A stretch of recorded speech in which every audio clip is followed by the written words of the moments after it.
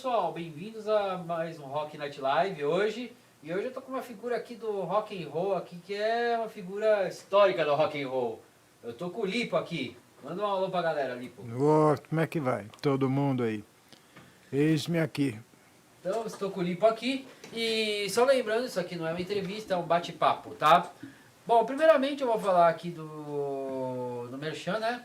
Eu vou falar aqui do Rox Energy Drink, né? Que é é um energético que nós temos um cupom. O cupom tá aparecendo aí na tela de vocês. É só entrar no site e comprar se você achar legal. Porque ele é gostoso, sim. Que não chegou ainda no meu copo. Eu não peguei ainda. Tem que pegar com mais tempo. Mas vai chegar logo logo. Ele vem com sachêzinho, vem com uma coqueteleira. É da hora o negócio. E tem o Apoia-se aqui. Entra no Apoia-se. Lá tem umas vantagens aí. E você vai estar apoiando aqui a gente a melhorar o programa, tá? Então vamos começar agora o papo. E aí, Lipo, vamos falar um pouquinho de você agora. O Lipo já participou de bandas como Made in Brasil e o Arpia. São bandas históricas aqui do rock nacional. Com o Arpia eu gravei o LP7 pela Rock Brigade. E foi lançado em 88. Que depois, mais pra frente, ele foi masterizado e distribuído na Europa. E voltou para o Brasil. Lá eu descobri que bandas brasileiras de hard rock e heavy metal são itens de colecionadores lá. Nossa, item de colecionador lá na Europa? Isso. Mas em que país, assim, que é... Todos. Todos os países? Todos. Todos os países, nós a Metal Soldiers de Portugal, por exemplo, tem Stress, Salário Mínimo. Nossa, é uma lista muito grande, porque quem curte heavy metal fora do Brasil transforma aquilo numa razão de vida e coleciona tudo que encontra a respeito. Todas as bandas de todos os lugares, mesmo que seja um item só. Nossa, então eles procuram bandas de todos os lugares do mundo, né? Sim, sim. Nossa, isso é legal de saber, né? Você é italiano, né, Lipo? Sim, eu nasci na Itália e cresci no Brasil desde os 5 anos de idade. Mas qual a região da Itália que você é natural? Bom, eu nasci numa cidade chamada Vigevano, que é perto de Turim. Mas eu passei uma grande parte dos 15 anos que eu vivi lá depois, já adulto, na Lombardia, na região do Lago de Garda, que é um lago de 350 quilômetros de circunferência, lotado de castelos. Nossa, tem castelos lá? Tem, cara. Isso é a parte legal da Europa, é você ver os castelos, né? Sim, Tem castelo, inclusive, que tem as armaduras até na porta, assim, originais. As originais mesmo? É uma coisa que eu não entendi nada, cara. Fui visitar o Museu das Armas numa cidade grande chamada Brecha, onde tem um castelo. Velho, de frente para a armadura, eu bati aqui nos caras. Nossa, sério? Os caras eram gigantescos. Nossa, os caras eram uns brutamontes enormes, né? Sim, porque eles eram as forças especiais da época, né? Então eram o cara escolhido a dedo e treinado. Esses caras deviam bater forte, então, né? Isso aí. Mas então, aí entre os castelos, mas o que você fez na Itália nesse tempo que você passou lá? Eu trabalhava num shopping center com meu irmão e tocava à noite também.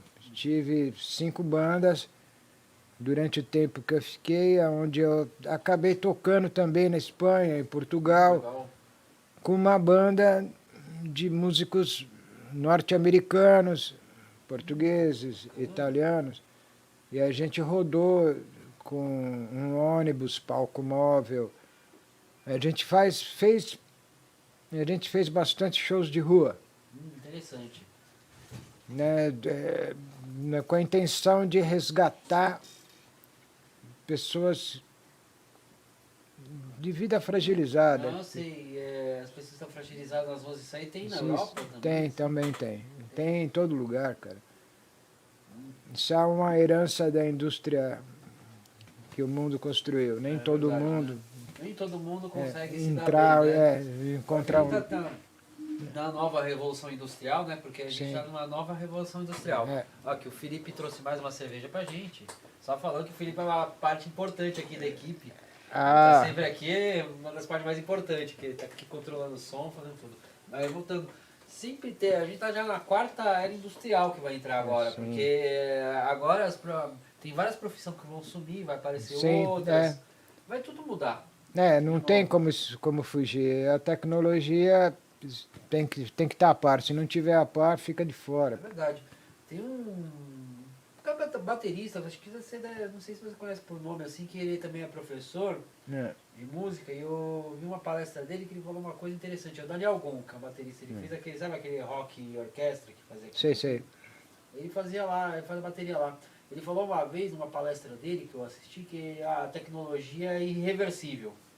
Isso aí é verdade, é irreversível. Irreversível. Tipo, começou o Irreversível. negócio É. e vai mudar tudo de novo. O negócio é que é muito veloz, né?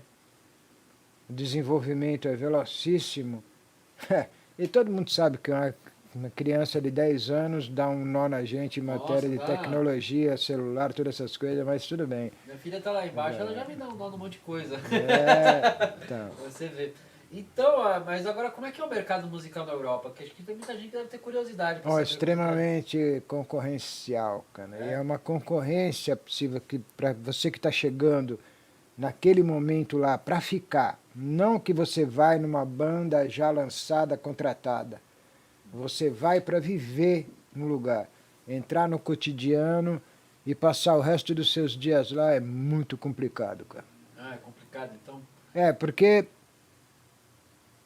o tipo de rock que a gente gosta é muito variado.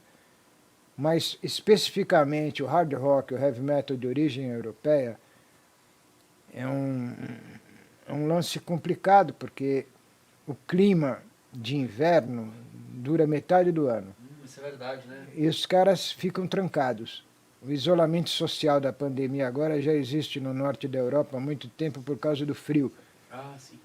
Então, eles têm um grande equipamento, fácil de comprar, porque os salários Os são à salários são bons, altura. né? Lá eles têm uma vida, digamos assim, abastada, né? Sim, e alguns municípios do norte da Europa investem na cultura. Então você tem salas de ensaio equipadas a nível primeiro mundo, para não dizer outra coisa, gratuitas, Nossa, grátis lá? grátis, cara. Isso é uma coisa que a gente não vê aqui no Brasil. Aqui a gente tem que Mas é sempre que são pagar, né? salas de ensaio municipais, Nossa, que interessante isso, né? como se fosse de alguma agremiação, de alguma igreja, de alguma coisa assim, eles são abertas ao público, você vai e toca, ensaia. Interessante isso. Então, o ensino musical é muito sério, para não dizer a palavra severo. É muito sério e começa muito cedo. Ah, lá o berço da música, né? E O berço você da tem música ocidental, acesso a né? guitarras, amplificadores, pedais dos melhores por um preço que você pode pagar. Se a gente for ver bem, a Europa ela é um berço da música ocidental, então ela tem essa tradição, mas É, ela teve uma mistura assim nos anos 70 quando veio. Acho que foi mais quando veio o Jimi Hendrix lá, que ele fez os shows lá que mudou o jeito é. que o pessoal tocava, né?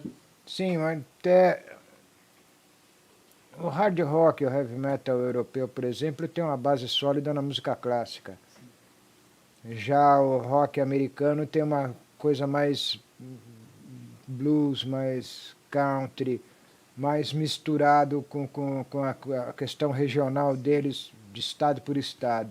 É, mas assim, ó, uma coisa que eu penso é que esse rock, esse heavy metal que tem hoje em dia da Europa, ele vem de uma raiz assim de algumas bandas dos anos 70, como por Sim. exemplo, vamos falar, de Purple Rainbow, eu acho que, sei lá, Black Sabbath, Black Sabbath também. Dio, Led Zeppelin, Dio, tudo Led isso aí. Zeppelin. Esse pessoal É, pegou, assim, eles pegaram aquela coisa orgânica misturada com as coisas americanas e fizeram é, um negócio diferente que sim. virou o que é heavy metal hoje em dia, que é aquele que tem Sim. a base na música, As clássica e vertentes tal. são muitas, as vertentes são muitas, e você tem que escolher por uma. Que, Geralmente sim, né? né, agora não sei se é possível, mas umas décadas atrás, era possível você viver exclusivamente disso, desde que você tivesse um produto à altura. Ah, então mas você tinha que ter um trabalho de muita qualidade, né, para fazer isso aí na Europa. Claro, tem que olhar a banda do vizinho e não tentar copiar, mas saber que o cara está vendendo bastante porque a banda está muito bem ensaiada, muito bem produzida e eles sabem o que estão dizendo e fazendo. Não é que pega 4 caras, junta e vamos fazer um som. Isso daí é uma situação que não rende. Não rende mesmo. Não. Tem que ter um produto acima da média. Como eu escutei lá muitas vezes, o dono de um estabelecimento que te contrata falar, pô, que som legal, você está numa roubada. É. Porque ele tem que falar que é estupendo, inigualável e bababá. Então não tem espaço para ser mais regular, ou menos. você Não. tem que ser bom mesmo lá. Bom né? mesmo. O regular e o mais ou menos, ele vai para a noite nos barzinhos tocar cover. Entendi. Mesmo assim, tem bandas que você escuta que é como você escutar o original. Você fica sem entender nada. Não, entendi. Mas então tem muita coisa que tá rolando assim, que é lá que é tipo assim, você tem que estar lá, você tem que estar muito afiado pra você chegar e fazer um negócio desse, né? Tem que tá ter muito uma afiado. base sólida. Tem que ter uma base sólida, né? É. Tipo, heavy metal lá é uma coisa muito assim, você tem que estar numa vibe assim que você tá perfeito, né, no negócio. Sim, É sim, uma sim. vibe que tá perfeito, E né? ter noções de mercado. Mas aqui lá existem escolas. Na Itália existe também, que é a Lizard, que te profissionaliza ao ponto de colocar você em qualquer grande banda do mundo. São 4 anos, mais uma pós-graduação, mas você sai dessas escolas sabendo de contrato, sabendo lidar com advogado, Não sabendo é coisa que aqui a produzir, pessoa não sabe sabendo fazer. escrever, sabendo ler, sabendo produzir um álbum rapidamente, mas aqui tem... Aqui numa escola você não aprende essas coisas de contratos nem nada disso. Tanto que aqui no Brasil o contrato é a, é a pior arma que ferra o músico, né? Mas justamente porque ele não sabe o conteúdo dos contratos, não sabe lidar. Quem aprendeu a lidar com a parte burocrática do próprio trabalho, chega num determinado ponto, o que é que acontece? Imigra. Entendeu? E já vai embora, né? Como Kiko Loureiro, como o O Kiko pessoal do Loureiro ele foi Angra, embora, tudo. mas o Kiko Loureiro ele fez até um curso para ensinar as pessoas a fazer isso daí, né? Exato, cara. Ele fez até um curso. Porque uma coisa é você viver um sonho, ter uma inspiração, uma aspiração, e outra coisa é você concretizar ela no mundo material. Você sim, tem que né? ter as bases como montar uma grande firma, o romantismo. Aí ele cabe como ideologia, mas para você ir na prática e tocar a grandes níveis, tem que estar realmente preparado. Agora uma pergunta sobre contratos. Você sofreu com contratos também? Algumas vezes, mas pela ausência de. Ah, pela ausência dos contratos. A ausência deles fez você sofrer, né? Isso. Nossa, aí é complicado. Agora vamos falar um pouco da sua estrada aí. Lipo, desde quando que você toca? Porque isso aí eu fiquei curioso para saber. Bom, eu comecei novinho, comecei com 16 anos e fui, por curiosidade, fui mexendo, aprendendo sozinho. A primeira banda, que eu posso dizer banda mesmo, foi uma banda antiga, Rock da Mortalha, que depois virou Choque. Legal. Eu participei dela e aqui em Campinas, na Concha Acústica do Taquaral, tocando com a Mortalha, o pessoal do Made in Brasil assistiu o show. Que bacana. Então eles mandaram um convite para que eu fizesse um teste com eles, mas isso já ainda em 79. 79 foi isso? Nossa, que bacana. E eu fiz o teste e passei. E como é que rolou esse convite? Como é que eles fizeram? Porque é uma coisa de época. Tem muita gente que é jovem, não sabe como que era, porque naquela época não tinha smartphone, não tinha celular, não tinha nada, pessoal. Não, foi ali conversando com os músicos depois do show e o baterista do Made in Brasil me esticou o número do telefone do líder Oswaldo Vecchione, oi Oswaldo, Oswaldo Vecchione, para que eu fizesse um teste como guitarrista. E eu fiquei paralisado, porque era a maior banda de rock and roll da época, logo eu, mas aí eu fui lá muito emocionado. Tinha vários músicos para fazer o teste, eu fui o primeiro, porque eu cheguei de manhã, o teste era no fim da tarde, e fiquei lá na porta da casa do cara, sentado na grama do outro lado da rua, com a guitarra, esperando o meu momento.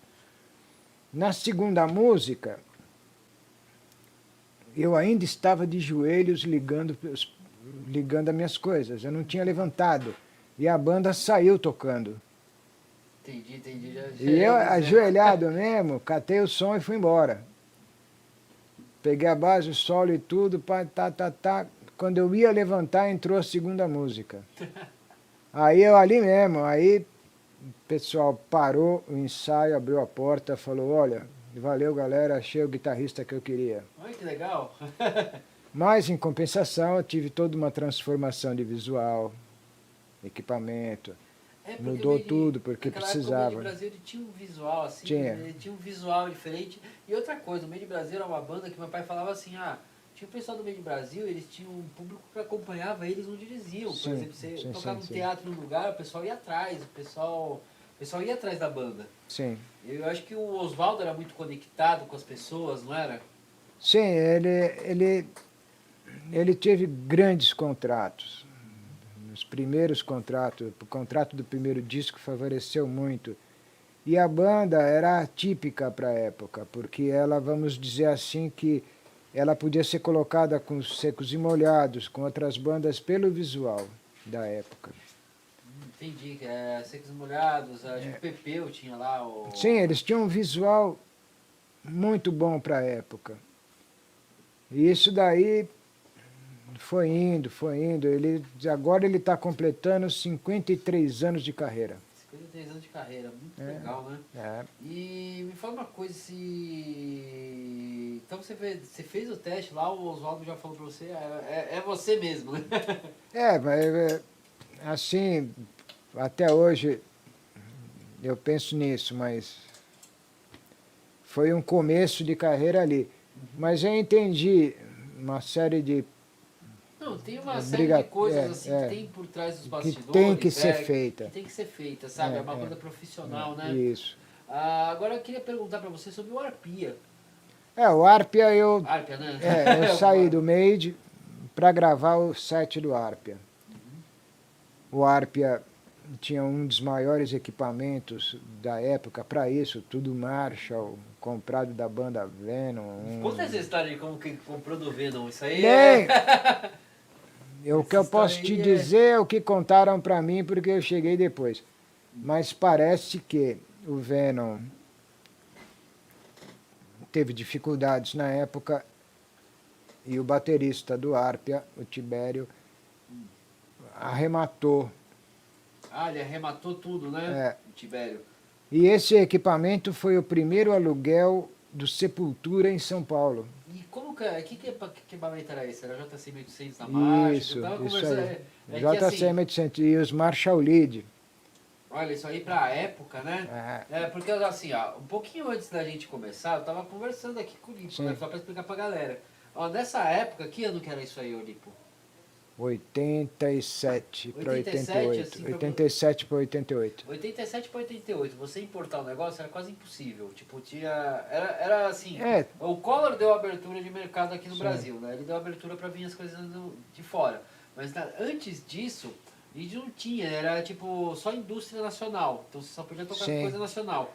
Você tem um JCM 800 nessa época, era uma coisa assim, nossa, era o top do rolê mesmo. Mas aquele equipamento que as bandas usavam naquela época hoje é impraticável, porque, era muito volume, sim, é verdade. muito tamanho, amplificadores de 250 watts do Snake, 150 da Palmer. Nossa, Palmer, eu lembro dessa. Meu pai tinha umas caixas Palmer. Tinha caixa Mas Palmer não era Sound, ruim, né? cara. Não, era boa. Era boa, não era ruim não. Hoje vale uma grana essas coisas. Vale uma grana mesmo, vale uma grana mesmo. Porque assim, era tudo valvulado os Sim, amplificadores, era 100% 100%. valvulado. É. E até hoje você acha, por exemplo, eu achei um sound uma vez por uma grana lá, tava alto o preço que eu vi. É. Mas é um amplificador bom. Sim. Mesmo porque a construção era manual, né? Hoje você não pode usar aquilo ali, porque você não tem, como não tem mais a condição de tocar em clube, quadra, Ah, sim, é teatro, verdade. e foi reduzido a barzinho, você não pode enfiar um amplificador de Não 250 dá, watts no para barzinho. barzinho não. Barzinho você leva um 30 watts valvular já tá Já muito era, bom. é, Mas vamos falar uma coisa, e essas clube e tal? Meu pai falava que tinha umas domingueiras de clube, que era mais sempre rock, teve, sempre tinha. teve. Mas era uma época diferente, porque, por exemplo, a Rita Lee e o Tutti Frutti conseguiam lotar o Corinthians sem banda de abertura, com equipamento de som e luz próprio Nossa, com o equipamento deles mesmo, né? deles mesmos. Mas geralmente as bandas compravam equipamento nessa Sim, época, né? tinha. E se a banda não podia comprar, o mercado era tão quente que sempre tinha um empresário, alguém Ah, que, sim, pá, que verdade. punha a mão no bolso e falava, olha, tal, tanto por cento é meu e acabou. Olha, eu sei disso porque meu pai ele é da escola dos bailes, né? Ele fez Sim, bastante baile. Ele tinha um empresário que fechava pra ele assim, ele fechava a nível nacional mesmo. é. Fechava pra todo o Brasil. E É. era assim, eles tinham equipamento, eles tinham ônibus, era tudo da Sim, banda, cara. Era um sim, sim, negócio sim, assim. sim, sim. Hoje em dia você não vê mais esse negócio desse. Porque é uma tese minha, pessoal, mas eu acho que faz parte de uma realidade. O público daquela época, que enchia os lugares, envelheceu, Ah, verdade, isso é verdade. casou, teve filhos, gastos, escola, médico, emprego e tudo mais. Então, aquela coisa romântica, maravilhosa daquela época foi cedendo às obrigações do dia a dia. Entendi. Então, para um cara com todo esse tipo de problema, uma família assentada, parentes, pipo, babá, bububu, ele não vai sair dali para ir num show de rock. Ah, não, não vai sair mesmo. Mas na época, como não tinha internet, não tinha celular, não tinha nada, para ele obter informações e para ele encontrar os amigos, ele tinha que ir num show de rock. Ah, ele tinha que ir naquela época, né? Por causa Porque que a não tinha. galera se encontrava ali. Essa época era uma época que o pessoal tinha que sair pra se encontrar. Exato.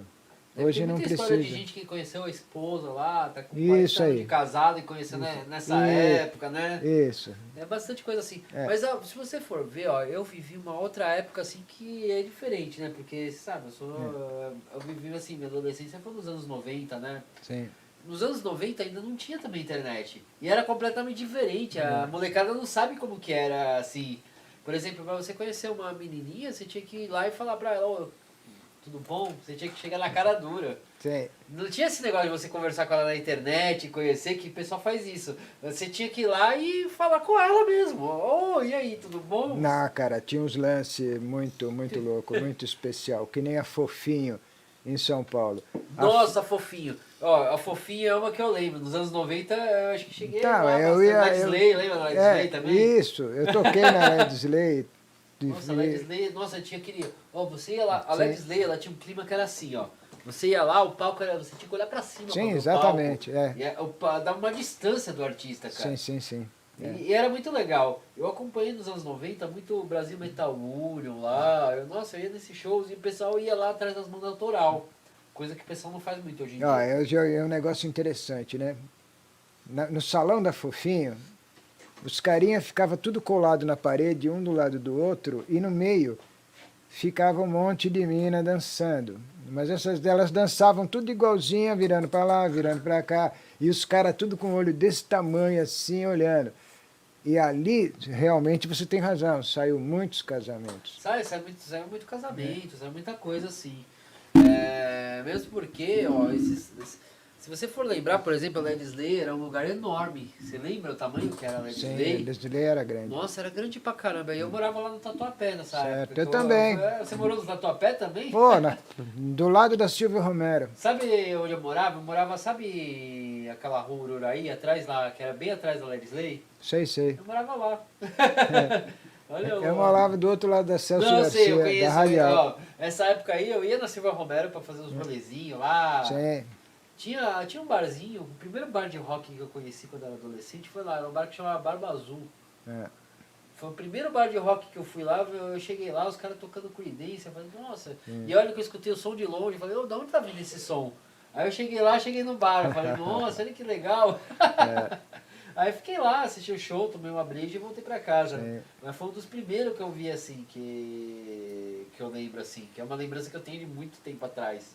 Agora como vai ficar, a gente não sabe. O que eu tenho raciocinado é que para as bandas voltarem a colocar a cabeça para fora, eu acho que 2022, cara. Ah, sim.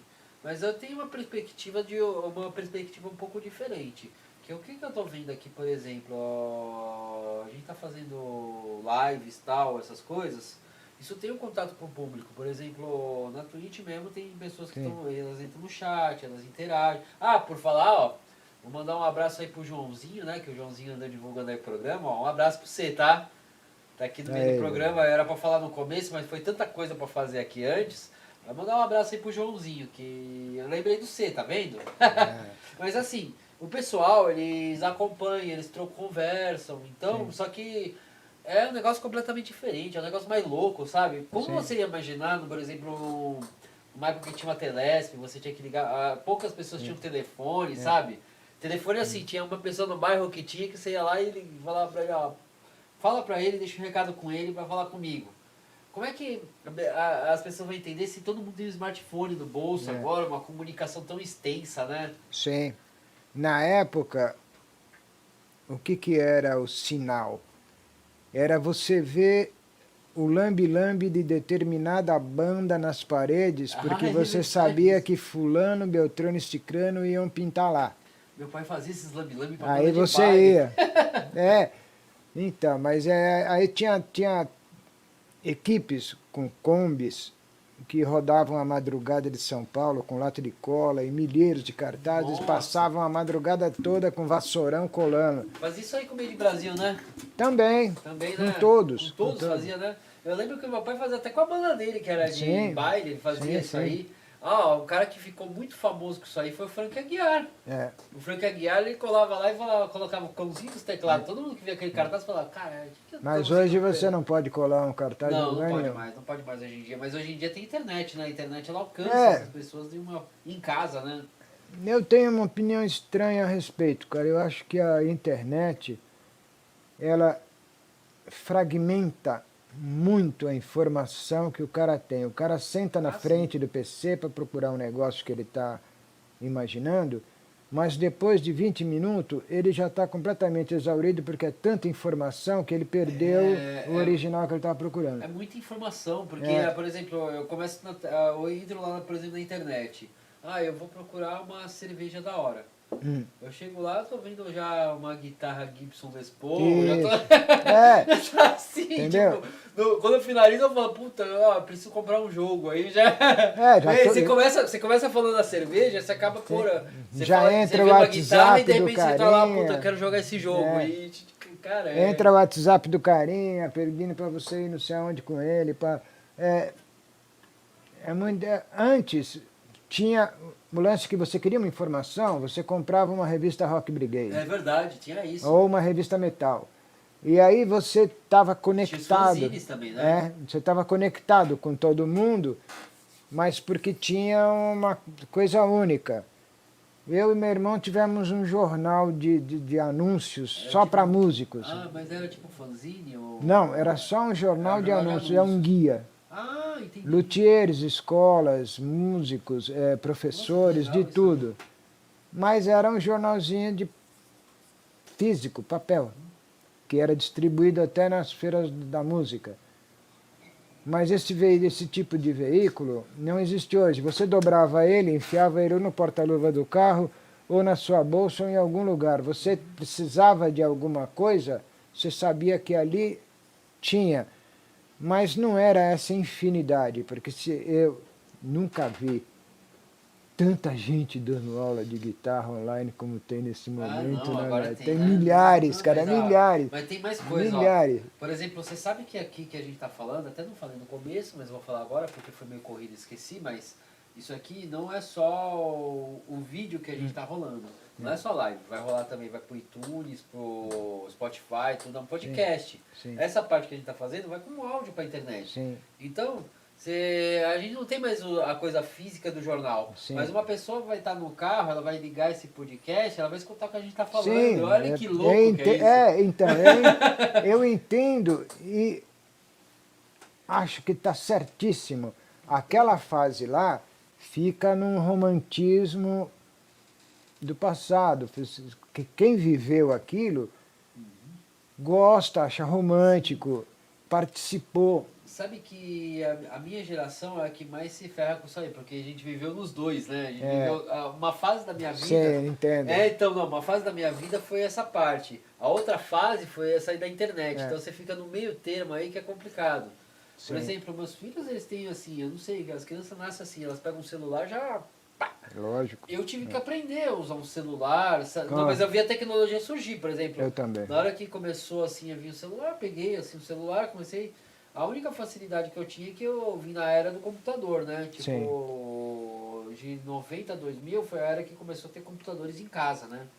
Então, aí já comecei a pegar já joguinhos online, ficar jogando, tinha videogame.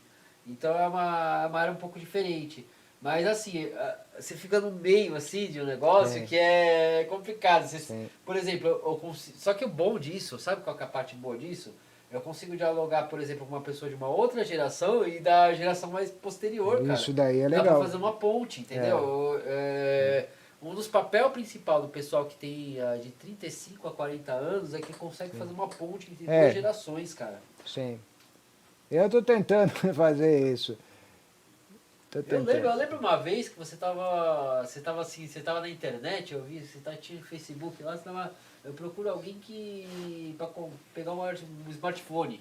Você nem sabia como usar ainda. Eu lembro que eu até mandei uma mensagem pra você, você falou assim, eu nem lembro, você nem lembra. Mas mandei uma mensagem pra você, mas você precisa. Não, acho que eu pus um comentário no Facebook. Mas você tá precisando. Não, é que eu ainda nem sei mexer, mas eu preciso agora. Mas é que a gente vê a necessidade, né? De entrar nessa tecnologia, né? A gente tem acesso a todas as partes do mundo. Eu tenho um irmão que mora na Itália que tem acesso a muitas gravadoras de lá. E a informação é tão fragmentada, espalhada, que ele é um grande colecionador de heavy metal. Ele tem um monte de material, tem 3 computadores de 1 tera cada, lotado de vídeos e álbuns inteiros. E ele tentou convencer as bandas de São Paulo, por exemplo, a mandarem material para ele divulgar. Nenhuma se manifestou. Nenhuma mandou? Nenhuma se manifestou, nem sequer respondeu. Caramba. É porque está todo mundo enfiado dentro da própria realidade. É as bolhas, né? Com medo da pandemia, com medo do passado que não conseguiu se realizar. Criou bolhas. Você criou bolhas. Ó, tem mais uma cerveja aqui, Lito. Então, tem outra aqui. Não, ainda tem a outra? Caramba, eu já tomei 2. Não, eu bebo devagar mesmo, tá. Eu não bebo Isso muito. mais rápido. Mas enfim, Então. Existe assim, as pessoas elas se prendem muito em bolhas hoje em dia, sabe? Por exemplo, eu tenho minha panelinha de não sei o que eu converso com ele, mas a pessoa não... Sabe uma coisa que faz falta dessa época mais antiga? É que o pessoal saía das bolhas. Por exemplo, você não ficava só nas bolhas lá que você estava conversando. Você chegava, você pegava e você saía das bolhas. Você ia pra... eu vou... Por exemplo, eu lembro que eu fazia muito assim. Final de semana eu tenho que sair. Porque senão eu não vou conhecer umas menininhas, não vou namorar, não vou fazer nada.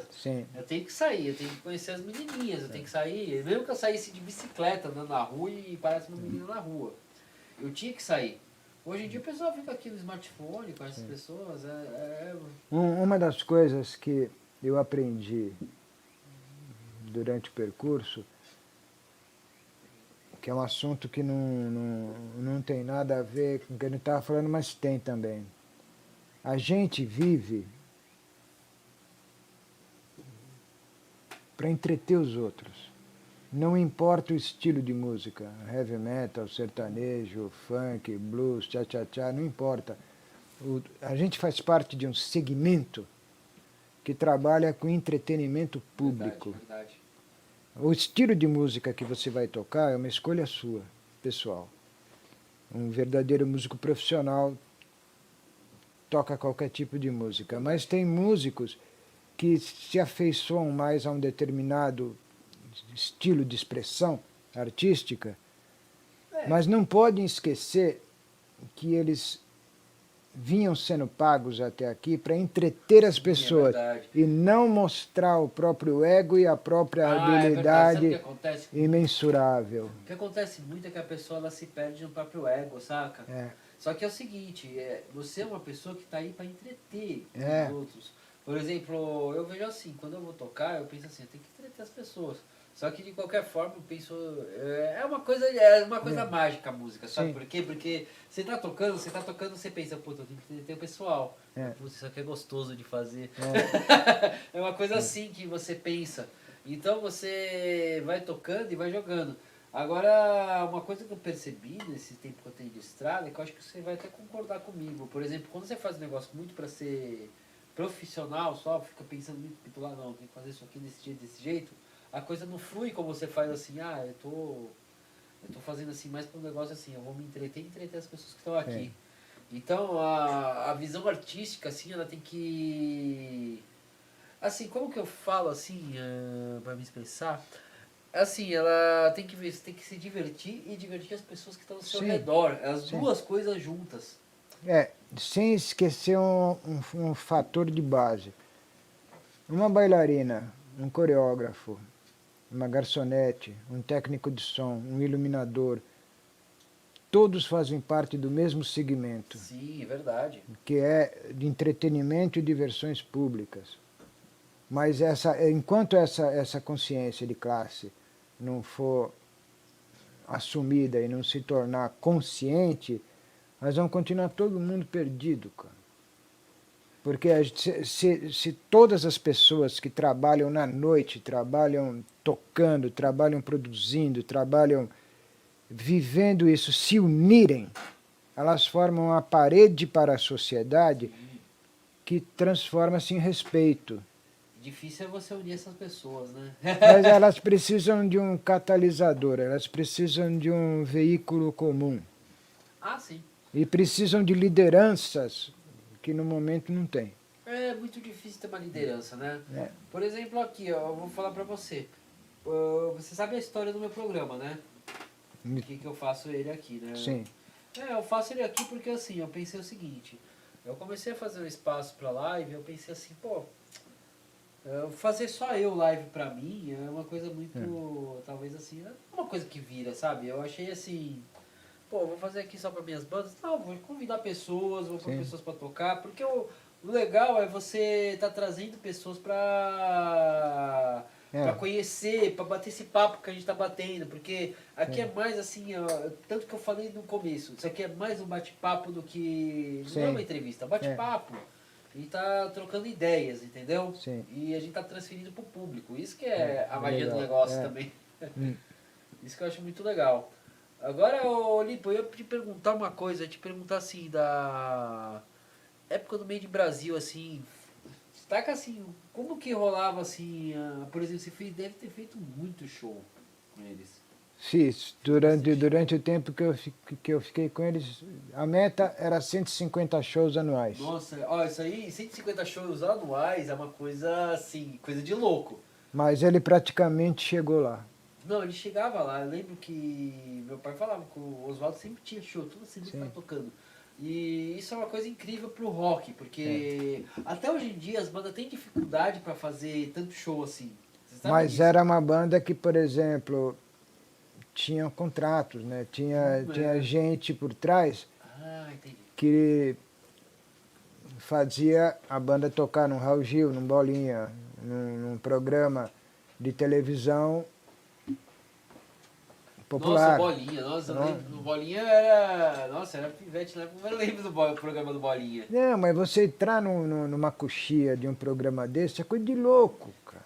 Porque você vê aquelas bailarinas com penacho na cabeça, aí do teu lado tá Sérgio Reis, do outro lado tá o Lobão.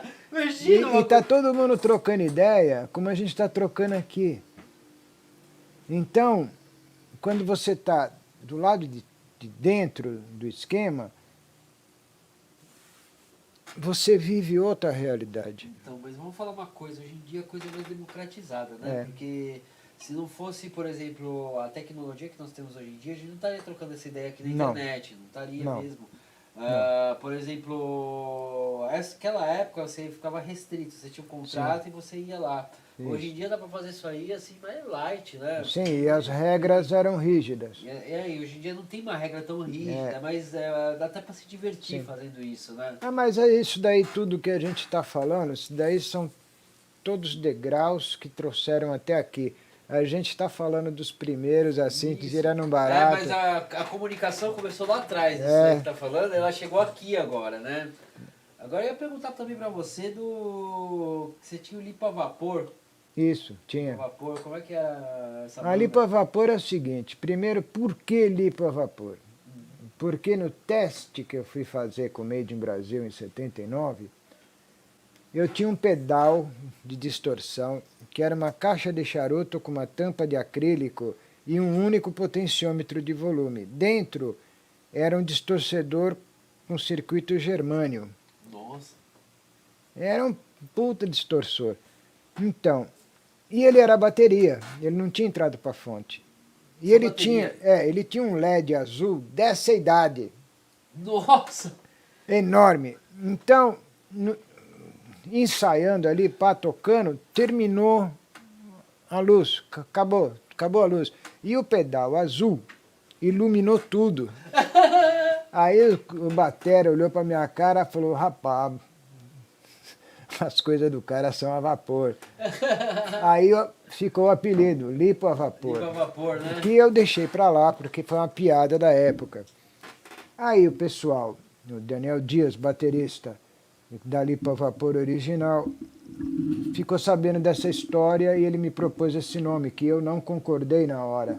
Achei... Ah, na hora você achou, você não gostou, né? Não, eu falei, pô, mas que nome desgranhente é esse, lipo a vapor? Para vapor o quê? Depois eu aceitei. Cara, mas o nome é bom, sabe? O nome assim ficou na minha cabeça. Teve uma vez que o. Assim, eu nem sabia que era. Ah, não, eu li porque era ex-Miss Brasil, que foi da Arpia. Eu nem sabia que era, mas um amigo meu chegou pra mim e falou: Ó, eu li pra vapor. Eu falei: Puta, li pra vapor? Ficou na minha cabeça. É um nome bom. O Lipo a Vapor era uma banda de hard rock com uma base cultural que eu aprendi lá. Uma maneira de bater, de tocar, de criar, mas fundamentalmente anos 80. Tipo, nossa, tipo, isso que eu Old gosto. school mesmo. Velha escola mesmo. Old school mesmo. E proposital. Porque o repertório da banda tinha homenagens. A gente tocava Made in Brasil, tocava Patrulha de Espaço. Nossa, Patrulha do Espaço, cara. Nossa, eu lembro. A gente tocava Olho Animal, da Patrulha. Tocava coisas do Made in Brasil e músicas minhas. Era uma homenagem a uma situação, uma época, por eu ter participado dela. A gente fez muitos shows seguidos num espaço curto de tempo. Em 90 dias fizemos 48 Nossa, apresentações. 48 apresentações em 98, Em 90 dias. Caramba, cara. Aqui em volta. Só aí, sabe Mas, em Campinas, né? mas aquilo ali exauriu a gente. Não tinha um retorno devido ao investimento e problemas de visão política e filosófica a entendi. respeito das músicas e tudo mais, acabou. Essa Tentei coisa- uma segunda vez com uma outra formação, mas também não funcionou porque não era mais a mesma. mas isso acontece o seguinte, essas visão política é que hoje em dia as coisas estão muito polarizadas, sabe? Sim. Eu acho que isso aí é um erro, você polarizar tanto, porque todo mundo tem assim... Ninguém acha que a pessoa tem que ficar na miséria ou a pessoa tem que ser também... tá sempre na vantagem, cara. Isso aí É. tá errado. Mas enfim, isso é uma coisa que eu não bato muito nessa tecla, Sim. porque sabe como é que é, né? Tipo, se Minha você bater nessa opinião é... tecla, eles vão te jogar num dos times, né? Sim, Eles vão te é, jogar ou no Corinthians ou no é, Palmeiras, aí você tá isso. ferrado. E na verdade o que o Brasil precisa é de soluções imediatas e não brigas por disputa de poder ou Isso, de bem por aí. bandeiras. Precisa de soluções. Não... Mas tudo bem, isso daí é uma outra... É uma outra discussão, Não né? sei. Uma outra coisa pra se Que não tem falar. muito a ver com É, música, música é como a outro gente, papo. quando a gente está Música falando. é. A gente é É, artista, né? é. Tipo, quem é artista já tem uma visão diferente aqui. Por exemplo. Apesar que tem uma coisa, cara. Uma banda está no palco. Tem um público na frente deles, de boca aberta, olhando para o palco, esperando você cantar e tocar. Aquelas mentes estão abertas, porque esse processo chama catarse. Você descarrega o cara ali, ele vai embora com o que ele viu, com o que ele sentiu, cansado, com fome, a fim de ir para casa e tudo, mas aquilo na cabeça dele. Então é uma grande oportunidade aquela de você passar uma mensagem construtiva e positiva, Ah, sim, que concordo. é desperdiçada. Porque ele Concordo. está É naquele tem muito impacto desperdício hoje. emocional do ao vivo, o que você falar para ele entra na mente dele. Agora, em situações assim corriqueiras de vamos ganhar os trocos tocando uns coverzinhos, não, é outra realidade. Mas quando Não, mas você tem até uma... te falo assim, nessa situação corriqueira de vamos ganhar um troco, tocar uns coverzinhos, você acredita que acontece umas coisas muito da hora também no meio? Não, mas eu É, também você fiz acaba. isso. É, então, Eu acontece também fiz também. isso. Mas E não era assim, ruim, não, eu gostava pra cacete. Mas uma banda autoral, uma banda autoral tá pegada. Vamos falar a verdade, ela né? tem a obrigatoriedade de passar alguma coisa que tenha conteúdo para o público. Entendo. Ela tem que passar uma mensagem. Conteúdo, É conteúdo mesmo, né? né? Porque Conteúdo que acrescente para o cara. Isso é um problema de quem vai compor.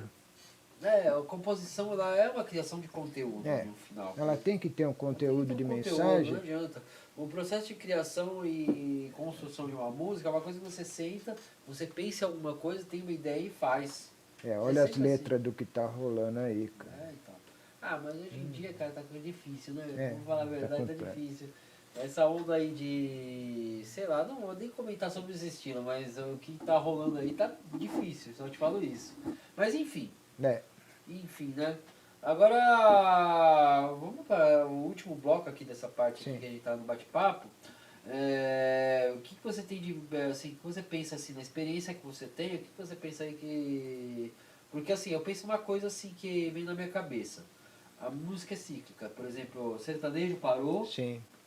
veio, voltou, veio, voltou. Hum, Veio aquele axé, parou, voltou, parou, sim. voltou. Veio outro estilo, parou, voltou, voltou. Você acha que o rock vai ter vez agora? Olha, eu te cito um caso que aconteceu comigo na Itália. Eu sofri um terremoto, né?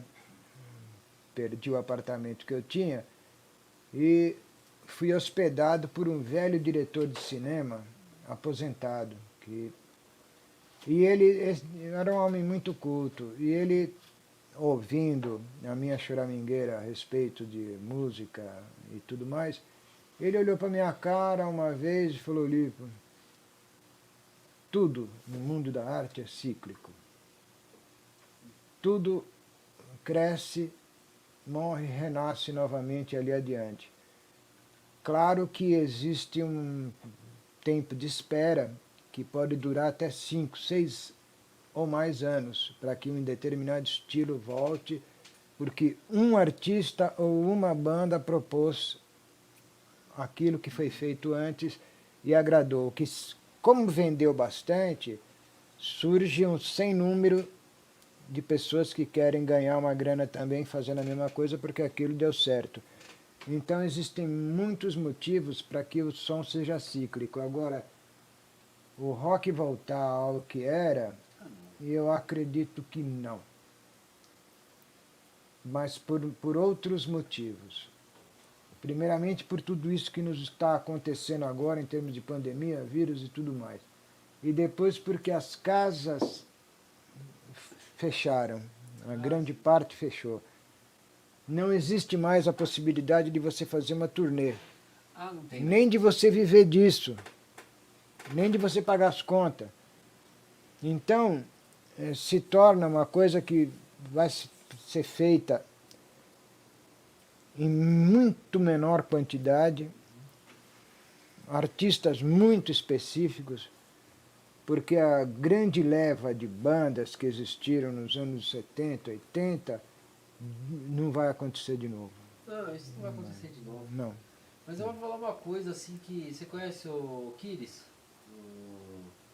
O Jean? Sim, sim, O Jean falou uma vez assim, e o rock tá voltando pro underground, né? sim. Ele falou isso, eu acho que... Não, mas isso daí eu estou falando no sentido comercial massa. Não, comercial massa, acho que... Eu não Como sei, os primeiros Rock in Rio, como as grandes turnês de Iron Maiden, Judas e tudo mais, estádios de futebol lotados, isso não vai acontecer mais. Isso foi uma época mágica, quem viveu, viveu. Quem não viveu, posso estar errado, mas não acredito que volte a acontecer. Ah, não, desse jeito acho que também não... Eu não acho que aconteça, acho que acontece em menor escala. Em menor escala. Em menor escala, né? Na escala que era antigamente não vai acontecer. É. Talvez assim, talvez assim, se virar moda de novo, aconteça numa escala grande. É. Alguma banda, alguma coisa Mas assim. alguma coisa vai ter que acontecer para isso. Ah, vai ter que acontecer, vai ter que ter uma mudança em alguma coisa. E a gente vai ter que sair dessa situação e desse empobrecimento social que essa pandemia trouxe Nossa, e a as, pandemia e as acabou com formas isso. de lidar com a economia e tudo mais desfavoreceram a população. Então, para você comprar um ingresso, os últimos que eu vi de bandas de fora chegavam a perto de R$ 1.000. Ah, é muito caro. Quem é que vai comprar hoje? Muito difícil você comprar um ingresso, né? Muito difícil. E instrumentos de qualidade, essa realidade fora do Brasil momentaneamente também está parada. Ah, tá, eu sei disso. Eu sei O que mundo parou todo em está. todos os Então, lugares. o que a gente pode fazer é juntar ideologicamente todo mundo e ter uma grande paciência e uma grande força e fé, Mas porque essa paciência e força e fé a gente já tem faz tempo, né? vai Nesse ter que cachorro continuar aqui, tendo, né? vai ter que continuar tendo. E olha, não se sabe quando, cara, pode mudar. Mas é um segmento da sociedade, um segmento cultural da sociedade, onde você pode colocar luthiers, lojistas, músicos, professores, todos juntos, porque trabalham com o mesmo argumento de várias formas diferentes. Isso daí eu sempre encarei assim. A gente vai encarar dessa forma, né? Eu também ando pensando bastante filosoficamente nisso, mas... Tem uma frase antiga, um departamento antigo chamado Diversões Públicas. Departamento de Diversões Públicas. Isso eu não conheci. O Departamento de Diversões Públicas era da época da ditadura, mas o Departamento de Diversões Públicas é que criou essa mentalidade de que toda manifestação artística passa por aí. Diversões públicas. Diversões públicas, né? Não importa o gênero, não importa a atividade. É diversão pública. É, Acho que eles estavam certos nisso daí, né? mas... É diversão pública mesmo. Sim, mas era censurado. Ah, tá. Aí tinha o crivo da censura nessa época. Isso é foda, né? Mas era mais regulamentado, porque eu acho que, por exemplo, teu pai pode explicar muita coisa a respeito da exigência da época, a ordem não, ele dos já me explicou. músicos, bababá, uma maneira de se portar, uma maneira de proceder profissionalmente. Ah, não, você não sabe a cobrança que ele tem em mim. É, Não, meu pai ele sempre falou assim, ele tem uma mentalidade de excelência, saca? A mentalidade dele sempre foi falar pra mim assim, ó, você não pode ser mais um, você tem que ser o melhor. É. E você tem que se destacar na multidão. Não adianta você ser o cara que tá fazendo tudo normalzinho. não. Então não adianta, ele fala que tem nome, você tem reputação, ele fala muita coisa assim. Tem nome, reputação, entre outras coisas. Então é assim, de certa forma não digo que é uma pressão, Mas é uma coisa que ele me ensinou, sabe? Eu me preocupo.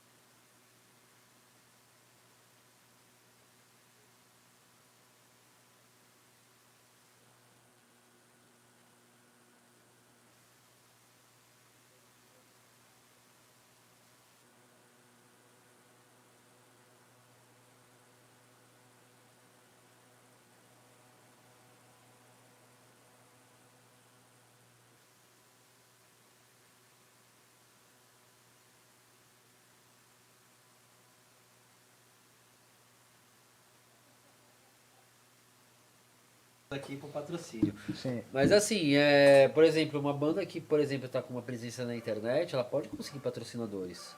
É. Então ainda tem. Só que é assim, tem uma. É a mesma dificuldade. O pessoal fala que não, antigamente era mais fácil, ou hoje em dia é mais fácil. Não, eu acredito que seja a mesma dificuldade. Olha, eu acredito o seguinte, que eu desenvolvi durante a vida. Nem passado, nem presente, o melhor lance ainda está no futuro. Tá sempre no futuro, né? Tá sempre no futuro. Mas você precisa ter criatividade e resiliência para poder chegar lá inteiro e É verdade. a par com os tempos, não ficar defasado. É. Eu admito, eu estou defasado. Não, não é só você não. Até eu tava defasado, eu tive que me atualizar. Tive que fazer um upgrade aqui. Sim. Bom, Olipo, o papo tá muito bom. Eu tô gostando. Você vai voltar aqui. Você vai voltar pra gente fazer o programa de novo. Mas Certo. agora a gente tem que fazer a pausa pra fazer a atração musical também, né? A Sim. parte musical. Ok. Aí você manda suas considerações aí. Eu mando 2 considerações finais. Uma, eu amo minha mulher, que é a Caroline Castilho. Caroline. Ela realmente me deu uma força muito grande para que tudo isso esteja acontecendo. Eu gosto muito dela, de verdade. E outra que eu estou abrindo um projeto para dar aulas no Casa Rock, ali na 7 de setembro, Travessa da João Aqui Jorge. em Campinas, né? Quem tiver afim, dá um rolê ali, a gente troca uma ideia, observando todos os protocolos de segurança, que o pessoal só fala disso hoje em dia, mas tudo bem, tem razão. Assim que sair uma vacina, isso é temporário. Assim que sair uma vacina, o negócio vai normalizar. Eu acredito que em 2021 a gente ainda vai apanhar um pouquinho, mas vai se ajeitar, Não, porque vai ajeitar tudo. vai se tudo. ajeitar. Mas então é isso aí, ó.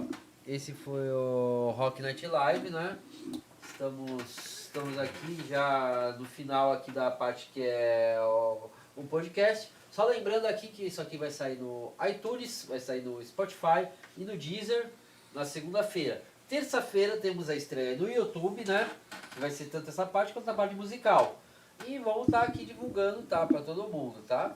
É isso aí. E agora vamos fazer a pausa para chegar lá pro som.